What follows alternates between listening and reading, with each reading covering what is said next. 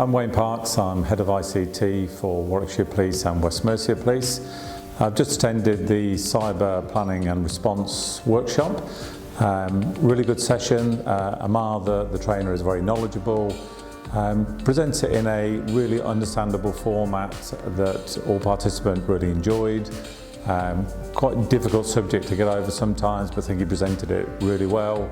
Nice mixture of technical knowledge, practical examples, good for a very mixed audience in terms of it wasn't overly technical, explained stuff really well, so I'd highly recommend it in terms of bringing a mixed group up to speed with the importance about responding to a cyber incident and what the essentials are about dealing with it, both the forensic side and the rectification and the whole publicity side around it. So really good event.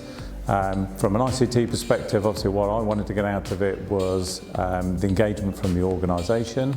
So really in terms of, so we can have an organisational approach and not just a technically focused rectification if we're impacted by a cyber incident, which I think we really achieved. I think everybody went away buzzing, really had a good understanding and quite keen to go to the next stages now about how do we embed this wider and how do we build on this training. So from my perspective, really good event.